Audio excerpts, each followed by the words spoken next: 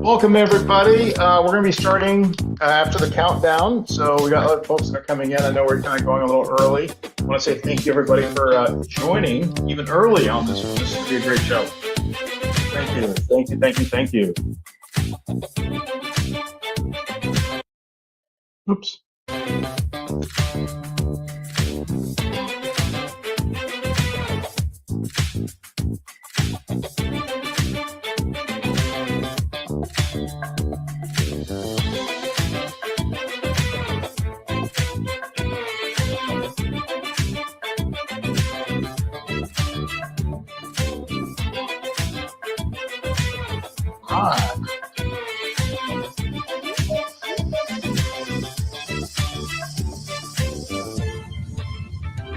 All right, look at all these new folks here. Brendan Turner, Jeff Rush. All right, thanks so much, Leilani. All right, Desmond, Teresa.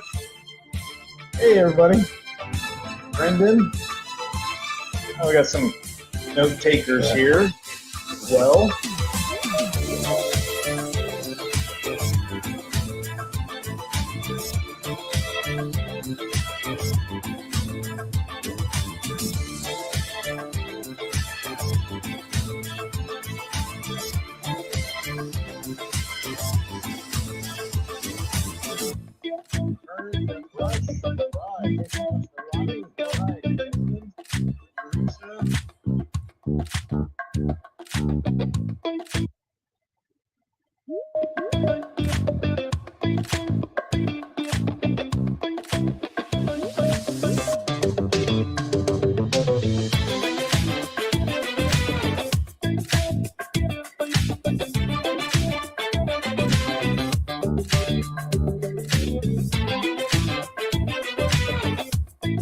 Look at this, we got Dave Seibert on too. Hey Dave, say hello in the chat window, brother. Good to see you, man.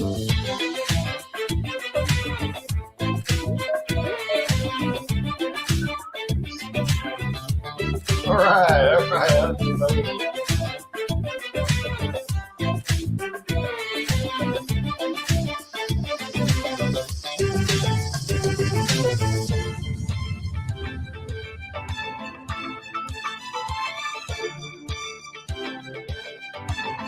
This one's going to be a great one today, guys.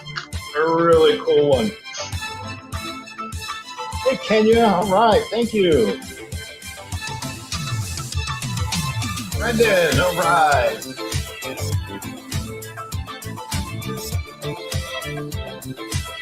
Frank Hauser from Seattle. All right, Frank.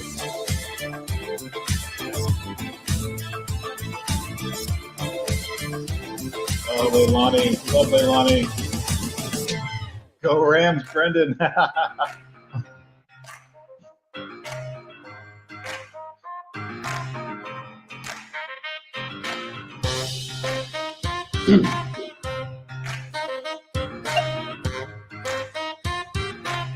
FD Maria, Detroit to D-Train. All right. Unfortunately, the Lions never win anything, but hey, you know, we still love you for participating.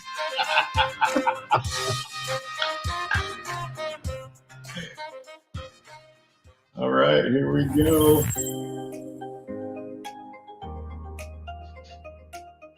The Microsoft ecosystem is constantly evolving, and for many partners, it's overwhelming to keep up.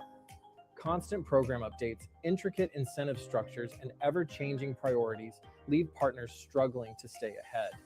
Without a clear roadmap, critical opportunities are missed. These challenges don't just cost time, they cost revenue. Working with Microsoft doesn't have to be this difficult. With the right support, you can cut through the complexity, take control of your strategy, and unlock measurable growth. We help partners simplify their path to success by providing the guidance and resources needed to fully maximize their Microsoft relationship. Ready to learn more?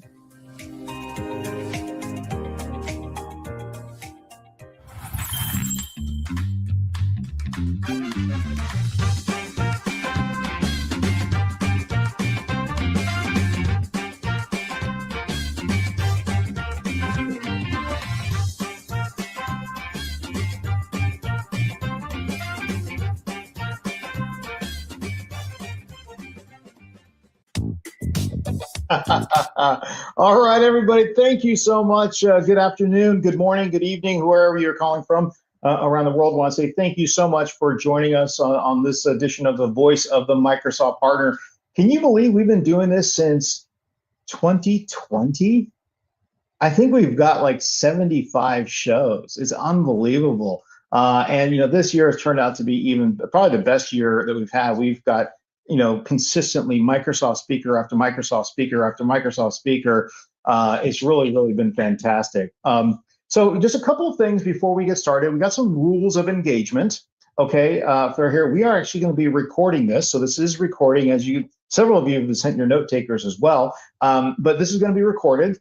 So if you feel uncomfortable with being your likeness that's on here, please go ahead and exit the actual session, and we'll go ahead and send you a recording. So don't worry, you're not going to miss anything, but you will miss the ability to talk and ask questions with our great speaker today.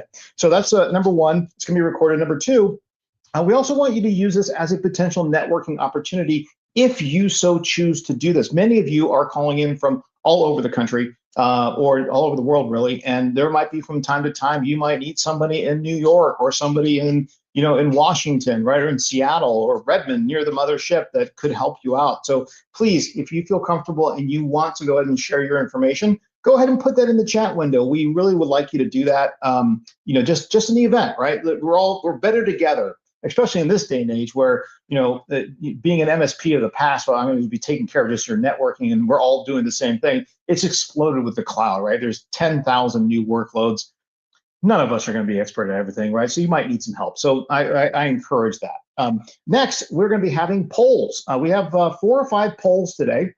If you've been on any one of our past sessions, you know that we put them up here. Now, we do not display who actually votes on what. It's very important to us. We want this to be a safe place for you to feel like you can go ahead and vote on this. Now, we use these polls to kind of accentuate some of the topics that we're actually talking about. Also to get some feedback too. We got one really good one about going to market, and don't push it yet, Richard.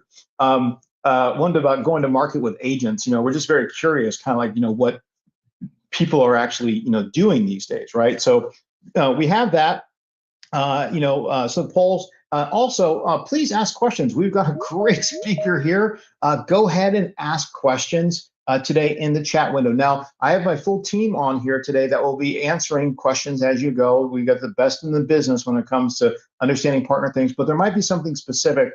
Now, we're going to be taking those questions. We'll be asking Rob kind of on the back end. We're not seeing this, hey, is it okay to ask this question or whatnot? Now, don't ask any personal questions because we're not going to ask that, okay? So, like I say, well, how do you really feel about, we're not going to ask that. So don't worry about that. But please go ahead and use the Q&A for that. Okay, or not Q&A, excuse me, the chat window. Go ahead and put a question or answer. My team will then do that. So with that being said, before we kind of get into this, I've got just a couple quick updates for the Crancer Group.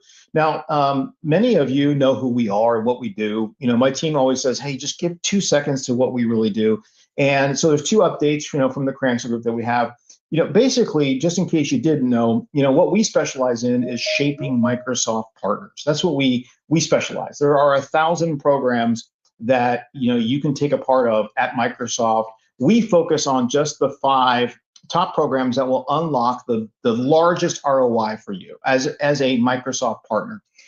Partners that work with us typically, get a 4 to 6 times ROI on the investment worth working this, because we're going to find the errors, we're going to find all the issues. At the end of this month, the announcement is we're going to have a Power BI dashboard that's going to be able to link directly into your partner center, that's going to be able to find the top 5 to top 10 issues that you currently have and always highlight them so that you can easily go. The partner center is always changing all the time. Oh my gosh, you want to pull your hair out. Like, where do we find this stuff? So our dashboard is going to be amazing that we're going to have out there. And the last thing I just want to mention is we want to get right to our topic here. I don't want this to be about the Crancer Group, but tell you this, is we also have this service called Certification as a Service. If you are an organization that is struggling to get your solution partner designation because you don't have enough certs, you can't get your folks to take the certs to get the certs, not a problem. We can get up to 10 certs in 30 days. Not a problem. It's a fraction of what it would cost you to get those people in service. So with that being said, that's it. That's all I'm going to say about this, because we want to get to our speaker here in just a second. So today we've got Rob Lawrence, account strategist from Microsoft, on the call today. And we're going to be talking a lot about the Agentic AI services opportunity. Our agenda is, what is Agentic AI? I know we've been hearing a lot about that, right? Critical Microsoft tech. Thank you, Leilani. That was so nice, sweet of you to say that. Critical Microsoft tech. We're going to talk about the services opportunity and what can you do right now. So remember this, when you come to the Voice of Microsoft partner, we're here to solve problems, to understand things, to look at strategy, to kind of get a little bit different perspective. I'm not here to sell you on anything. We're not. We're trying to solve the problem, okay? We're trying to figure this stuff out so we can get there quicker, better, faster. We can be dynamic, and we can actually take over the world. Well, some of you want to take over the world. I want to take over the world, but maybe we don't have too many people taking over the world, right? Anyways, with that being said, let's go ahead and introduce our great speaker today. Rob, would you mind introducing yourself? Sure. And a little bit about, let's go ahead and introduce yourself. Sure. Thanks, Sherman. So I'm Rob Lawrence. I am an account strategist at Microsoft. I work in enterprise, and I work in the operating unit that we call software and digital platforms inside Microsoft US. So about 8 years here, and 4 of those have been exclusively with this OU, which we work 100% with other software companies. So that's my job. So I'm kind of like at the intersection of software and software, which is super interesting. So outside of work, I am a musician, as you'll see in the photo there.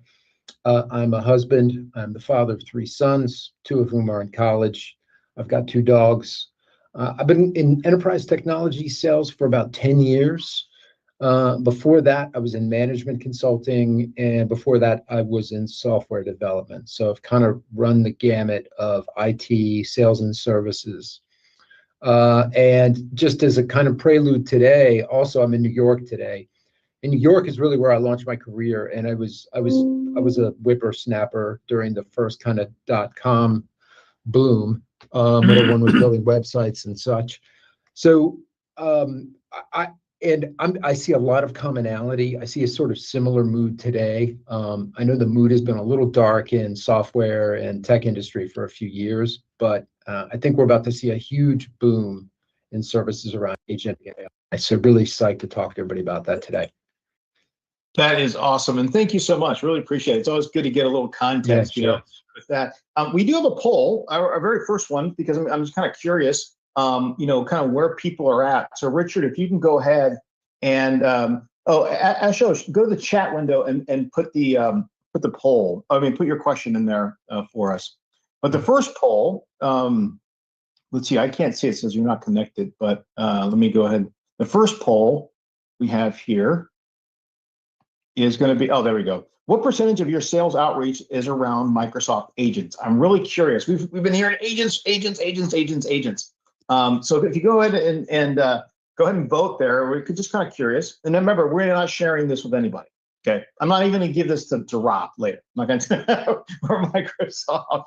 Okay, so interesting. 5%. Okay, 6 of you did that. 20%. 2 of you did that. 2%, and we haven't started yet. Okay, 24 responses. That's pretty good. And that's actually, this is kind of good for us, right? Because now we're kind of, this session today is going to probably help us get there. Now, with that, we have one more poll too. I got another one that I just want to go ahead and do. Let's go ahead and launch the second one here. And then we're going to talk a little bit before we start with Rob. Richard, do you want to go ahead and get the next one there? Perfect. Okay. An agent is, let's see. Let's go. What do you think Agentic AI is? That's a good question. An agent is AI that takes action autonomously, just a fancier name for chatbots. I hear the term a lot, but not clearly defined yet. Any way to create efficiencies without high cost. So with that, we've got some good responses coming up here. Okay. Well, the majority of you, already at 76% of the votes here, takes actions autonomously. Okay, very cool. I heard the term a lot, but not clearly defined yet. We've got a few folks in there. Fancier name for chatbots. Okay, that's cool. All right, very cool. All right, that's good. I just want to kind of see it's a good way to start. But before we get started, you had a couple thoughts, Rob. Yeah. So because the field is moving so fast, when we start a discussion, right, and we all have different amounts of time available, right, in our professional lives and personal lives to keep up with what's going on. So it's really hard to calibrate the level of these discussions or how advanced they are, right? So what's going to be basic for one person could be completely incomprehensible to somebody else. And then what another person thinks of advanced is going to seem painfully basic to someone else.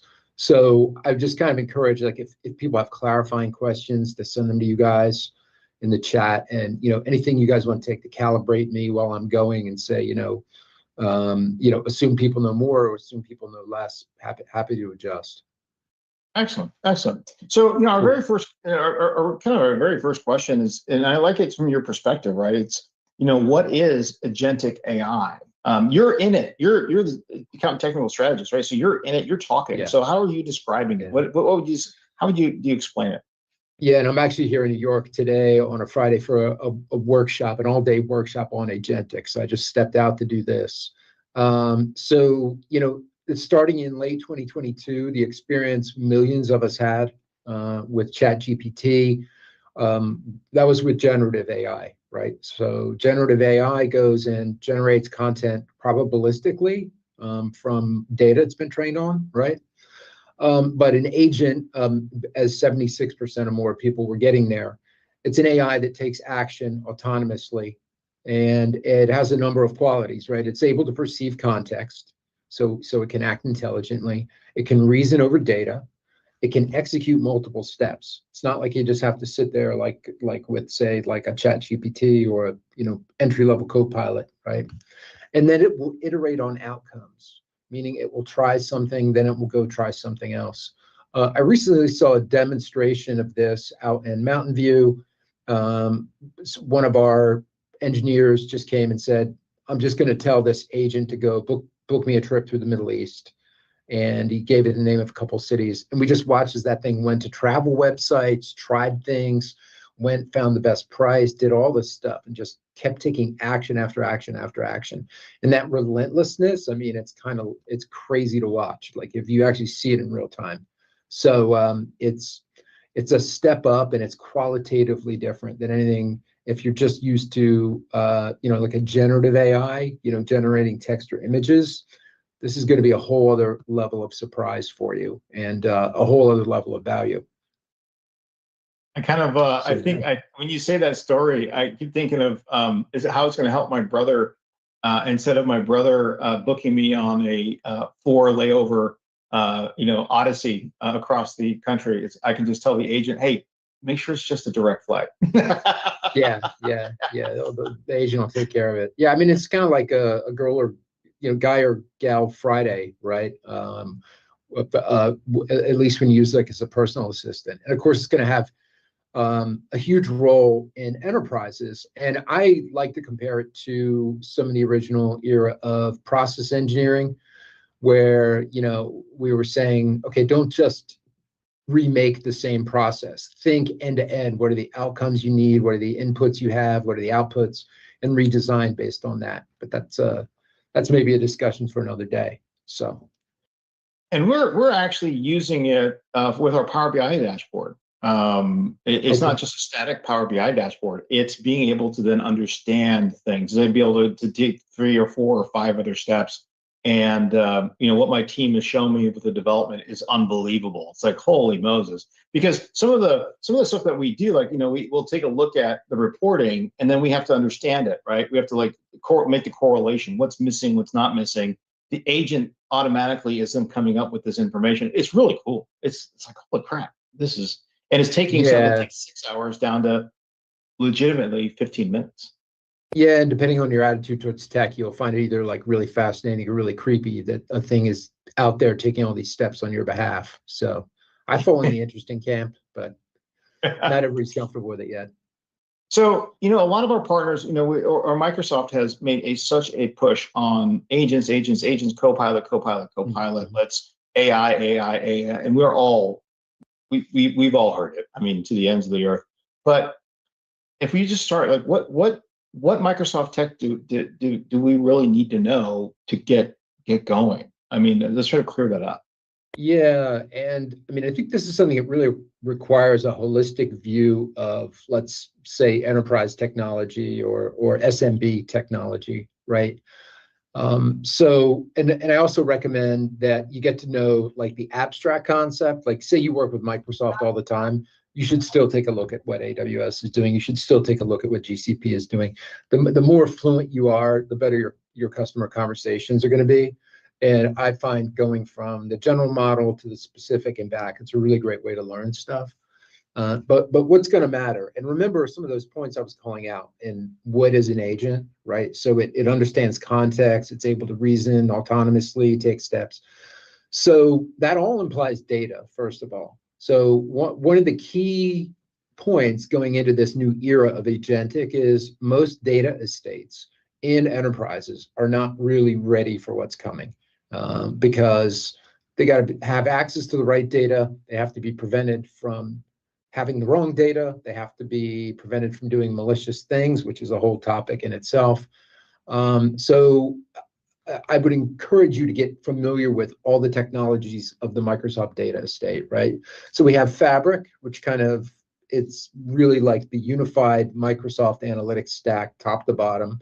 It's just kind of put together and marketed that way. You've got OneLake, which is the logical data lake under Fabric workloads.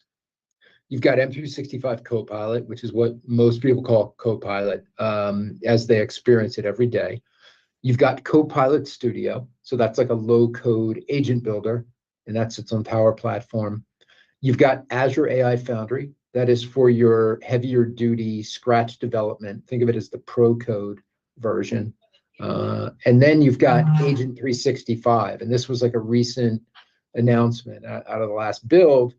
And that is the control plane for agents. So if you think of M365 being, Microsoft for users, A365, it manages identity and tools for agents. Because if you think about it, if you tell an agent, go send an email for me, it's got to use email software, right? So A365 is that. It's what gives the access rights to the agent. And it's also a control plane for agents. So you can see what agents are doing in your environment. And you can allocate them permissions and everything, just like you would do with Entra ID, say. And then lastly, very importantly, though, you've got Purview, which is your data governance platform. And because the matter of what data people have access to, or rather agents have access to, what actions they can take on it, what they can read, what they can write, that becomes very important as well. So that's a lot, but I think that you want your teams to be able to think holistically about all these pieces, because if you think about it, if you set an agent loose in an environment and it didn't know anything about it, wouldn't know what to do, right? So all of that context, that meaning, that all comes from, in our world, from the Microsoft ecosystem and, third-party tools that integrate into the Microsoft ecosystem. Interesting. So let me this is a little off script, but I was thinking about this yesterday. There used to be a software that I used to help rep called Surveil. And it was very interesting. It would go into Microsoft 365 and Azure and find optimization opportunities. That's what it did. But what was very interesting is on every called health check that we did, we would typically find, and it'd be SharePoint files. This one thing, SharePoint files. Yeah. You have 99,265 SharePoint files. 1% have been used in the past 60 days. Yeah. Right. And I think that's kind of like Johnny's room. Hey, Johnny, clean up your room. Johnny never cleans up his room, right? It's just kind of like the repository. So I was thinking in my head, because I think one of the main things is data cleanup, or not that data cleanup, but data authenticity, just the right data that you're looking at. What if a partner said, okay, look, we're going to take a look at your 20 years of data, and what we're going to do is take 2 years of that data and put that into a data lake, ring fence it, just put it in there, and then start running your co-pilots, your different AI foundry, you do the different things, kind of creating a small data warehouse, but that is ring central, where not central, but ring fence, where just the co-pilot or the AI is searching in that. Am I even on the right track? kind of No, thinking? yeah, you're thinking in the correct terms, right? So, and there's two concepts that people confuse sometimes. So one is training and the other is grounding, right? So training is kind of like, think of it as the basics of what like an AI can do, right? The like based in the fine points of the model. But grounding is that's telling it what data to use in its reasoning, right? And all those optimizations you talked about, like retiring old SharePoint sites, or at least fencing them off if they're not relevant, telling the AI what to pay attention to and what not to pay attention to, that really affects the outcomes, even though they're probabilistic, right? So that whole process of curating, cleaning your data is critical to grounding. And then the grounding is critical to the performance of tasks and everything that agents are going to do on your behalf, how fast they can do them, how accurately, securely, et cetera. So yeah, you are thinking in the right terms. And if you hear that and you're like, man, this sounds like it's going to be a real ball of wax, I think it really is. I mean, I think organizations, they have not been building for this, right? This is just kind of coming along now. So I would look at it as we are about to go through a mass industry experiment and mass learning about what it's going to take to do this, just as we have in some previous eras, right? Whether it was .com or Internet 2.0 or dawn of social or whatever. We're going to make mistakes.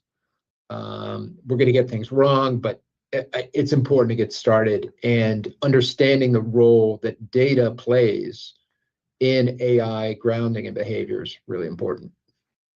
Yeah, I thought of a tagline. You could do a website called AI Janitor, where we specialize in cleaning up your files to get you ready for AI. And look, we're going to come in.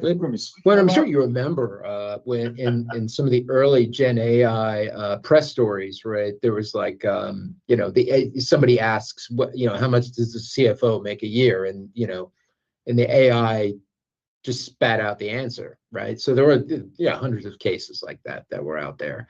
Now, though, this is not just a human going and asking, right? This is going to be this agent making decisions based on what it can see, right? So it's going to be a whole other level of complexity and a need to ground and secure data. So you are thinking in the correct terms, absolutely. Okay, cool. We had a couple questions in here. I just want to, Ashish, Sure. Thank you so much for doing that. For solo founding engineer, how does early stage products actually get initial customer traction? Does Microsoft help introductions, or is it completely on the founding engineer?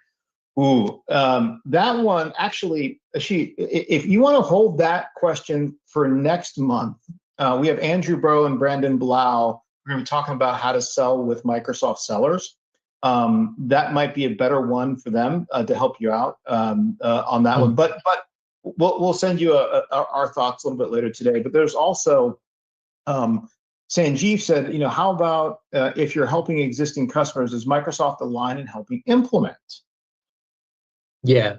So would you want to touch that, or? Yeah, sure. So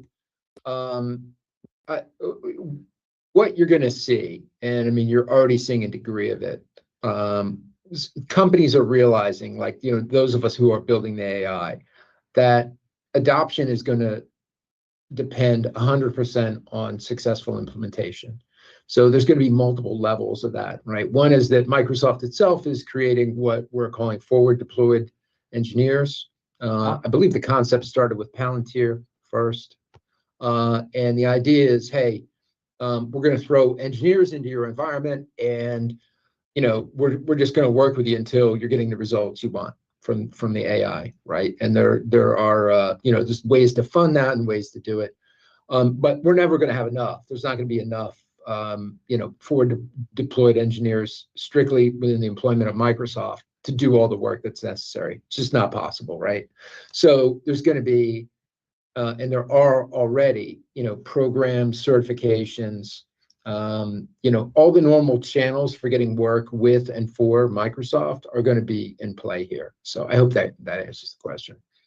Yeah, no, it certainly does. But there's another thing too to understand: 0 to 500 seats is not on this thing called the major account list. And that is really Right. specified for Microsoft partners to do it. Now, if you have an account that's got 500 seats or more, or it's on the major account list, that changes things dramatically, right? Sure. That you might have resources that you could, because they actually have people that are signed at Microsoft, and they want to get these things done correctly. So then there might be that opportunity to work with somebody to kind of get direction. Yeah, and I mean, you guys are familiar with Azure commitments, right? So those are big forward commitments by customers to consume Azure. When those are being done right now, you are typically seeing a lot of ESIF, the end customer investment funding, set aside for professional services work. It's not all going to be done by Microsoft. There's not enough Microsoft people in the world, Microsoft employed people in the world to do all that work. So I would say start getting your certifications, start working those channels that you already know, those relationships, and make them aware that you're preparing for this work. And this work will start coming your way. There's going to be a lot of different types of it. We'll get into a little later in the chat here about what are going to be some of the prime types of work in enterprise and what's going to be in the SMB space. Excellent. Cool. Now, David, very good question. Hold on, that's a big one. I will. We got a couple other things to get to first, but thank you, David, for putting the paragraph in there. We'll touch that in a second. All right, let's get into our next question here, which is this is great. What is the services opportunity with Agentic AI? Right. What can we? How do we quantify this? Right. What are your thoughts? Right, and first we're going to talk in terms of like total addressable market, right, and big numbers, and these outfits like BCG, McKinsey, Gartner. Whenever there's a trend like this, they do a bunch of research and they put out some high-level numbers that sometimes they come true, sometimes they don't. I always think it's valuable to take a look though and hear the reasoning. So BCG sees that there's going to be 200 billion in agentic AI project work in the next 5 years. Okay, so that's like 40 billion a year. So that's a pretty big services market. McKinsey believes there's going to be 10 billion to 400 billion in ongoing work after that. And if you've lived through some of these booms and you've been in the industry, there's usually like early on, there's project failures, then there's people breaking through, proving they can do it, they emerge as your leaders. But then there's also, once the leaders implement something and move on, somebody's got to run what they've built. So that early sort of production support is also going to be really important. So I like I said, BCG sees like a 200 billion in the next 5 years. McKinsey sees that kind of ongoing spend after that of 100 up to 400 billion per year, because there's going to be all the ongoing work that has to be done, and we'll talk about why. And then eventually, of course, the market will contract. But I think there's going to be a very significant boom. And as I was saying earlier on the call, I mean, this really reminds me of the start of the .com boom, when you looked at the average company and what they were ready to do, and most of them were not ready for what was coming, right? And there was an amount of shakeout around that. Microsoft, I think, sees there's going to be a bigger shakeout around this, because if you compare a company that is doing agentic AI at scale well for basic processes, right, and you compare one that's not or is struggling with it, the difference in cost basis is going to be huge. So the early agentic AI adopters and the ones who were early to excel, and we know from software development that people who move fastest actually tend to do the best. So it's taking your time is not necessarily the way to do it, right? Moving fast, experimenting, doing the proverbial breaking things, fixing them, and learning, accelerating that learning curve. That's how you improve. So those companies are going to be able to bring their cost basis way down, no matter what industry we're talking about, right? So they're going to have tremendous competitive advantage. And if you are a services company and you have the potential of conveying that advantage, it's going to be like in any major project wave, there's going to be high premiums for top resources because it's literally affecting competitive advantage, competitive outcomes. So it's going to be very big. And, the number crunching types, that's what they've come up with. I crunch numbers for some things, but not for this. For this, I have more of a thumb in the wind, and I'm like, yeah, this is going to be very big. That's great. That's great. Hey, so we back to back to David Swenson's question. That is a little deeper than I think, especially in the last end of it. David, if you don't mind, we'll talk with Rob after the call. We'll put together a response of what he can actually say. I always got to be a little careful with this stuff. Is that the strategy wise, we don't know, but we'll get back to you. Just want to make sure that we do that. Yeah. With that being said, I think we have another poll coming up about enterprises because we have our next question. But Richard, do you want to go ahead and launch the next poll? So we can get this going here. Okay. Our next one is, here we go. What will agentic AI mean for large enterprises, and where do partners fit? Okay, so it'll be interesting to see what you guys have here. All right, so enterprises deploy agents, partners manage them, AI drives scale, partners ensure safety. Agents expand, partner role deepens. Okay. Oh. The choice is kind of read like a haiku or something there. I don't know. It was kind of get a poetic I know, right? value to it there. Team, we got to work on our polls because it's hard for me to even read them.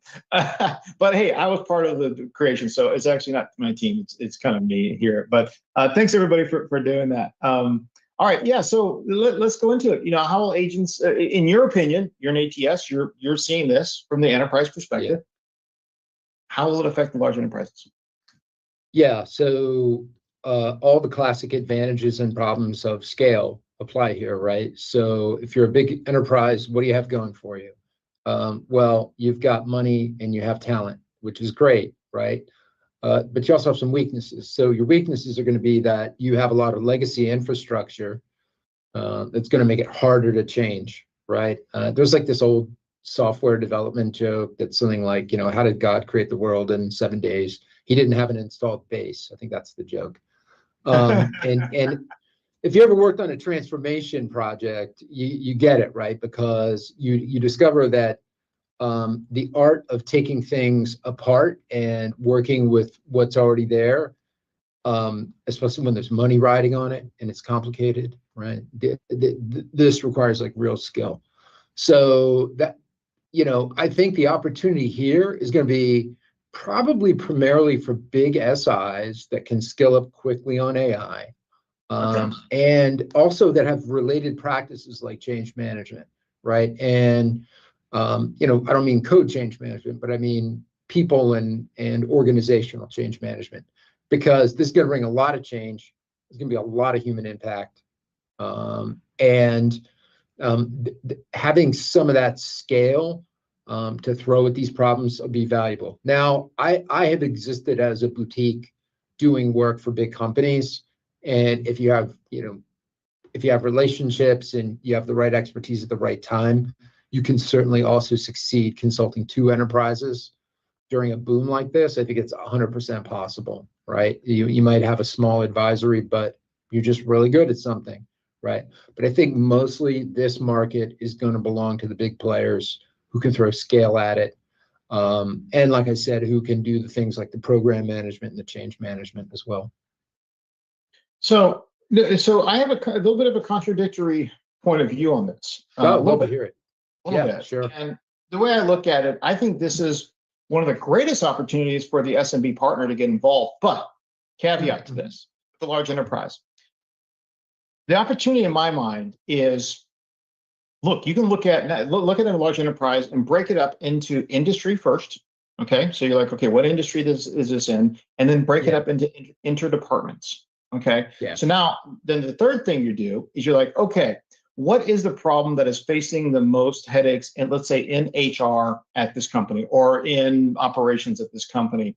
And if you can come up with a solution to a problem that is scheduling, logistics. There's so many different things that agents can actually do, right? That can create efficiencies. If you can come up with a prepackaged solution that says, hey, I'm calling on behalf, we work in the construction industry. We help specifically HR departments in the construction industry or logistics inside of the construction industry. And we solve these 3 problems, and our ROI is 4 to 6 times the investment. That changes everything, because now you have this opportunity to solve a problem that and then you have the chance to get in and break in at a department level, which then you can expand out. What are your thoughts on that? Yeah, no, I agree, and that's why I said like boutiques can punch way above their weight with expertise, and then how is expertise defined, right? So the finer you take it, like if you say, say it's something like HR and retail. We've solved HR and retail related problems over and over again. All of a sudden, there you are, and you're punching above your weight, right? And this is why boutiques always exist in consulting, right? So if they have the expertise, they have a way to reach a buyer, they have a way to land the message, convince someone to part with some money, they absolutely have a fighting chance. Yeah, totally agree. Yeah, I think so.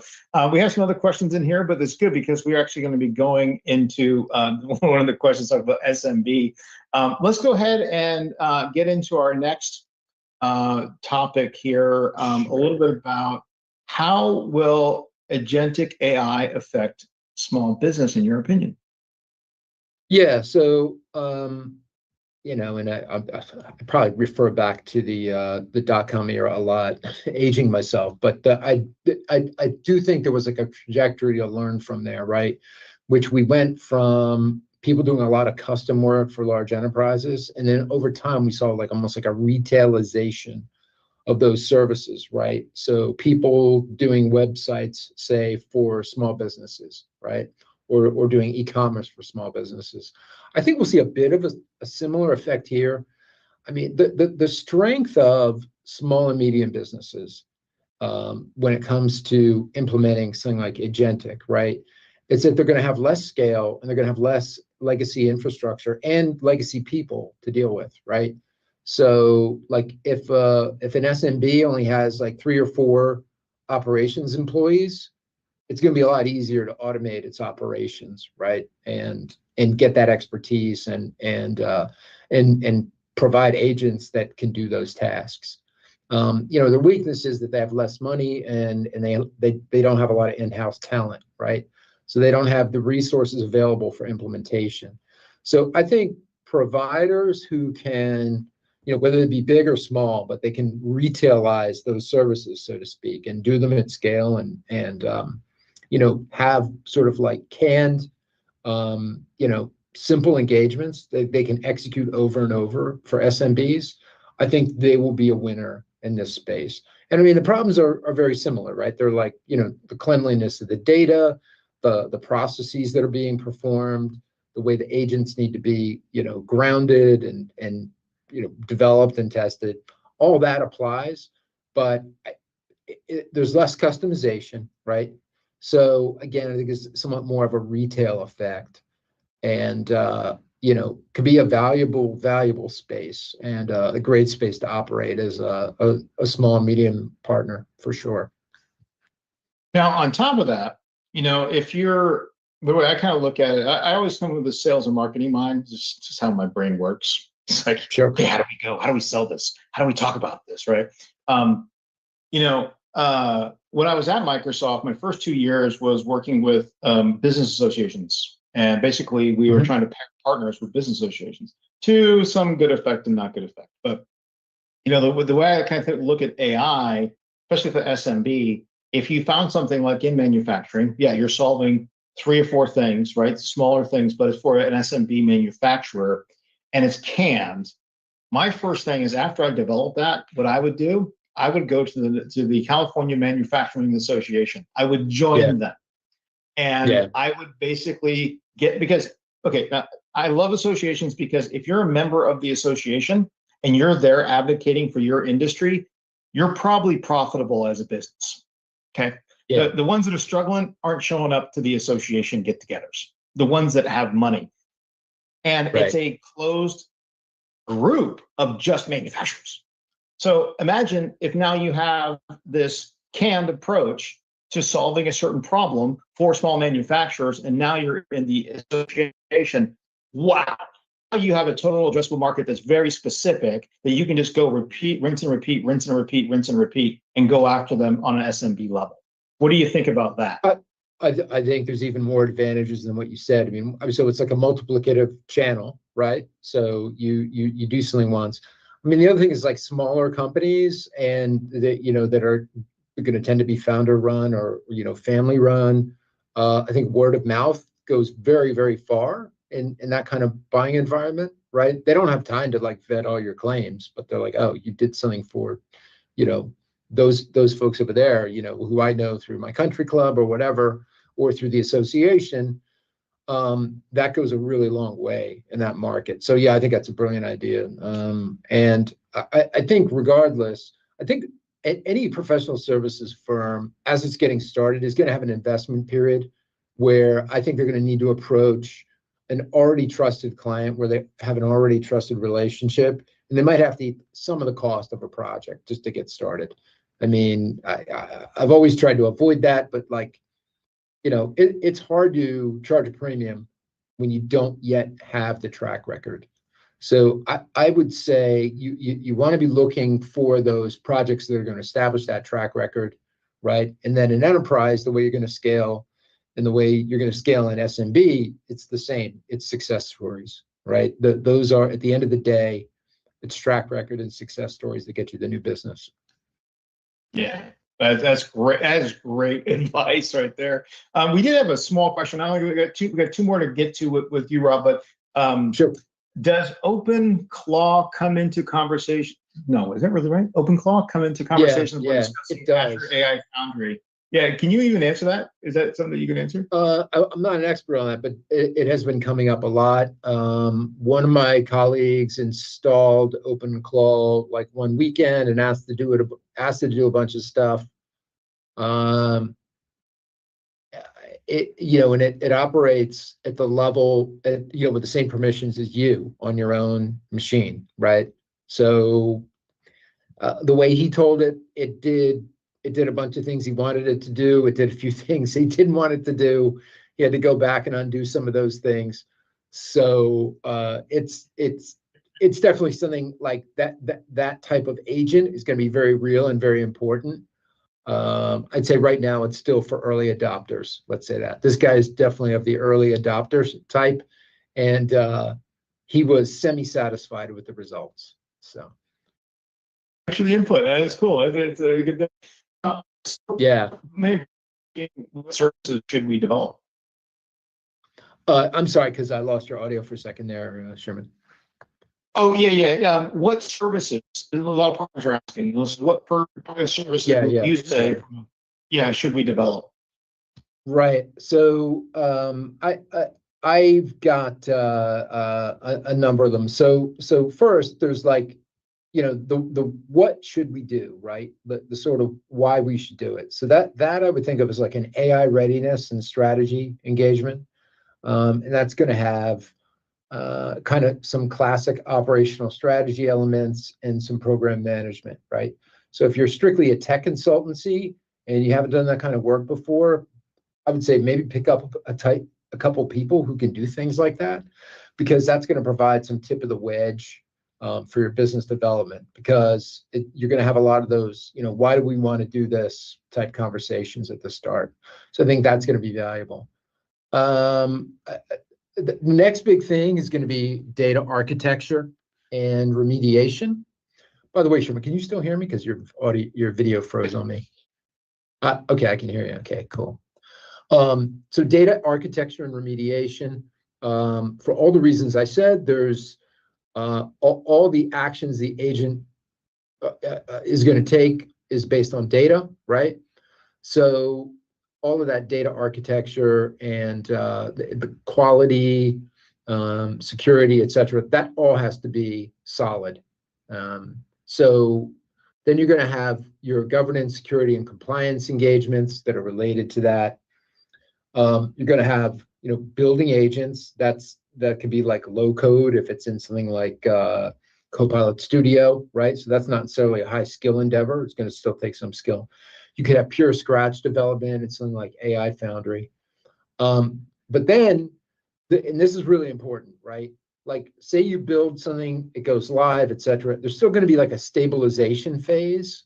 And also, agents over time, they start making different decisions because they're reacting to different situations. So you have to monitor for what's called drift, right?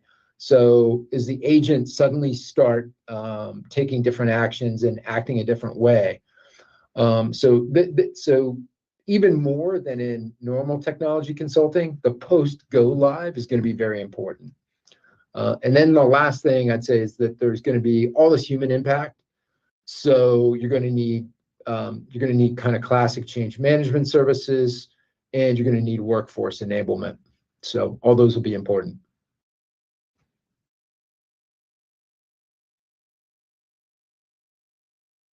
Hey, are you there? Yeah. Can everyone hear me? Because my audio started. Yeah, no, Rob, we can hear you. We can definitely hear you. I think we just lost Sherman as well. Oh, okay, cool. Yeah. All right. Thanks for the clap in there. I see that. There we go. Yeah, give us a second. Let's get him back and we'll get the presentation no going. worries. Yep. I know there was another question, Rob. I'm not sure if we Sure. want to touch on it more around where Copilot ends and where agents begin inside of an organization. I don't know, in your experience, if you've seen kind of when a customer's ready and it's a great question.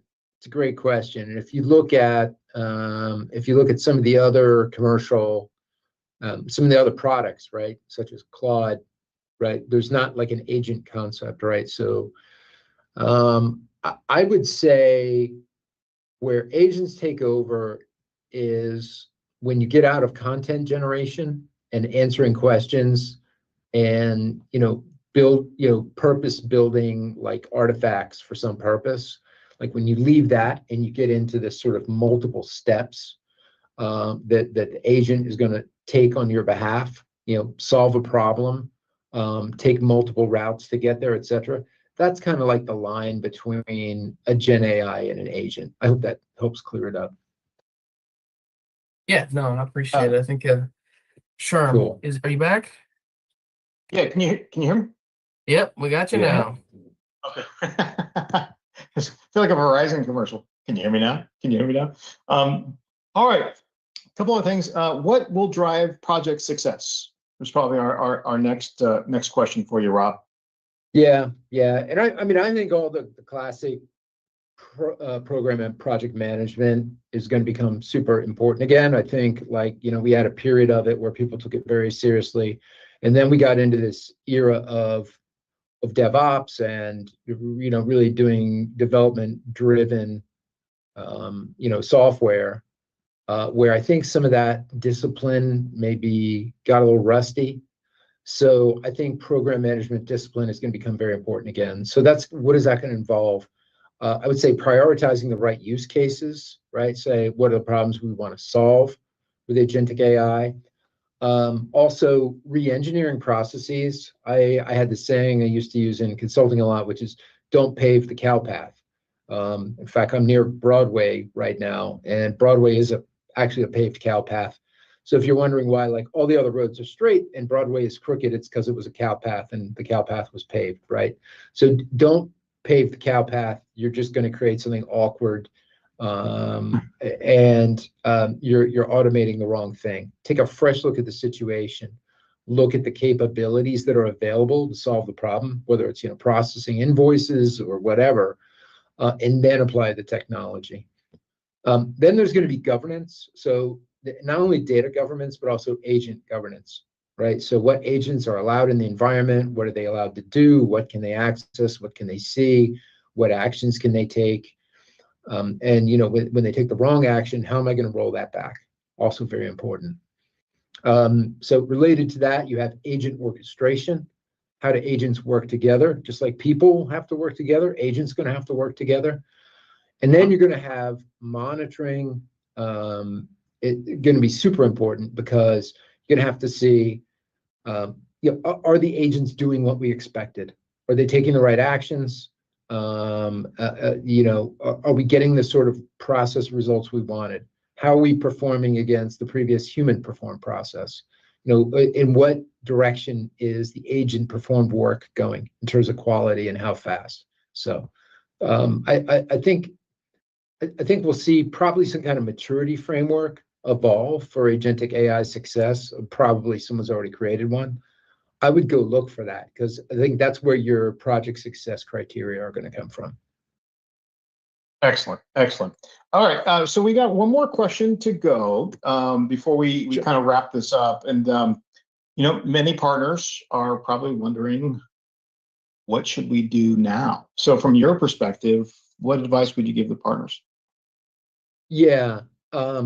So, I mean, there's obviously, anytime there's a new wave of technologies coming, there's a few things you're going to have to do, right? So you're going to have to procure the talent or skill up the talent, right?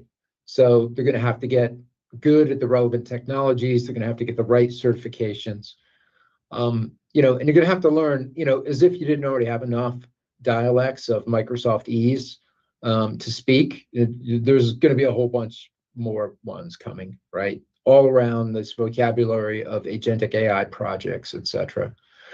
The other is start creating alliances right now. They're going to set you up to succeed.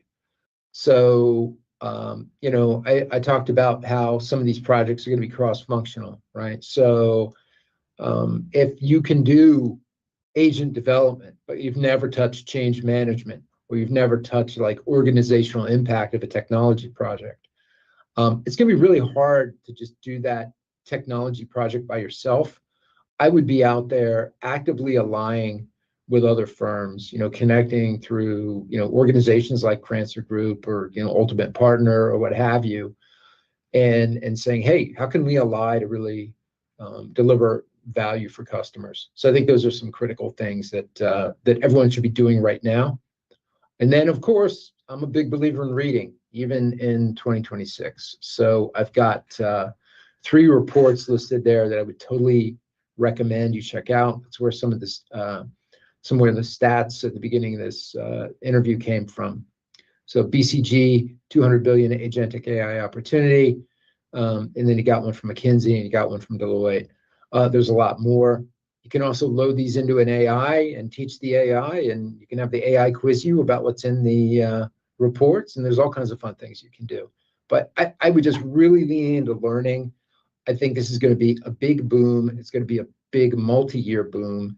And the more fluent you get, the more relationships you start creating right now, the more you're going to be in position to benefit from this. And it's not going to be a short wave. It's going to be a lot of starts and stops, and it's going to be exciting. Hey, Rob, thank you, man. Thank you so much, man. You killed it today. This was Sure. great information, I think, and God, I just stuff that we can't get without talking to folks like yourself. So, man, thank you again. I hope to have you back soon. You know, really, really, just I can't say enough. This was great.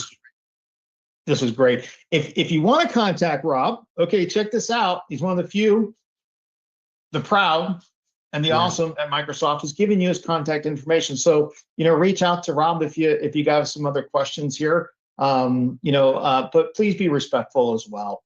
You know, of his time. You know, I think we all are, right? But just please be respectful of that. Yeah. It's supposed to be respectful because I respond to every request for help. I'm genetically incapable of not helping. So at a minimum, I'm going to take some time to hand you off. So you know, and I love doing that. So if you do reach out, make sure you get your question formulated right, and you know, I will put you in touch with somebody who can help. Fantastic. All right, next month we actually have former Microsoft folks who just left, Andrew Bowe and Brandon Blau. If you've been to some of our last years, we had Andrew on.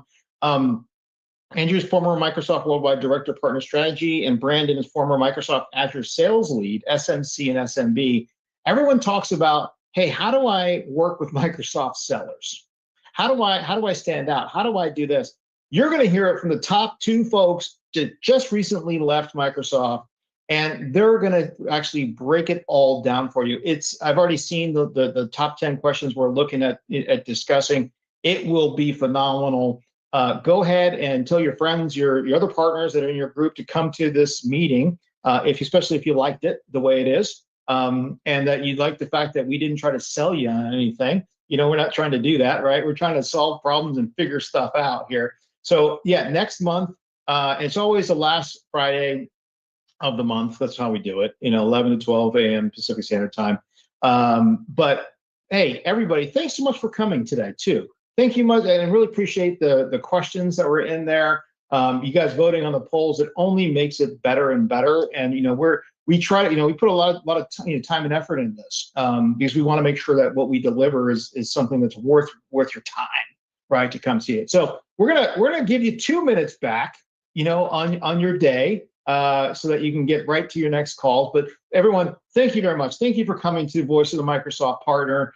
We love doing this. This is actually one of the fun things that I get to do, on a monthly basis. And Rob, once again, thank you, brother. Sure. You did a great job today, man. This is unbelievable. Appreciate it. Yeah, thanks for having me on, and hope to come back sometime. So. All right. Sounds great. Awesome. All right, everybody. Thanks, Thank you guys. so much. Have a great afternoon. We'll talk to you again in about a month. Talk to you later. Bye-bye. I know. Thanks.